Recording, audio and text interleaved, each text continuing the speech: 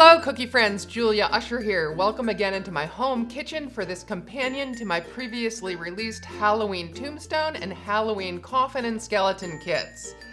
This Kitchen Club kit allows you to make a spooktacular cookie and royal icing fence that makes a perfect addition to edible graveyard scenes. Though clearly designed with Halloween in mind, this kit is incredibly versatile. Picture this fence in lighter colors and dressed up with royal icing roses, and it makes a wonderful addition to an edible garden scene like one in my previously released YouTube videos. Or dress it up with Christmas wreaths and garlands and add it to a Christmas gingerbread house scene. The sky's the limit in terms of design possibilities.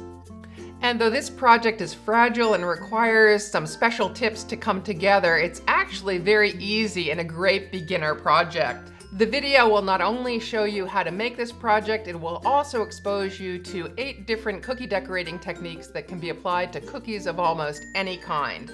The first technique I tackle is precision cutting of 2D cookies. These are my special tips for getting ultra clean cuts. Then I move on to sponging or tinting the sides of cookies with airbrush coloring. In this case, I use black so that the posts blend well into my overall graveyard scene. Next, I move on to outlining and flooding, giving you techniques to avoid cratering in small cookie spots. And then we move into overpipe details using thicker icings to lend interest to the cookie posts. The last 4 techniques I cover include rolling and cutting fondant bands. This is the same technique I use for cutting fondant ribbons in many of my videos, but in this case, the band is larger and is used as a structural support to the cookie posts.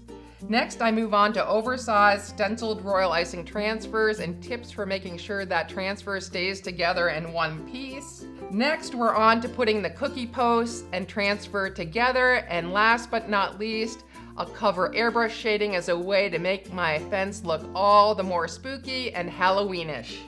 Of course, don't forget that this video also comes with a downloadable handout. It's a must-read because it includes inspiration images, recipes, links to online sources, and most importantly, technique tips that often extend beyond the video. For all the tools to make this graveyard fence and the companion Halloween tombstones and coffins, please check out my kitchen club on confectioncouturestencils.com. I hope you enjoyed this video. Till the next one, live sweetly and happy Halloween.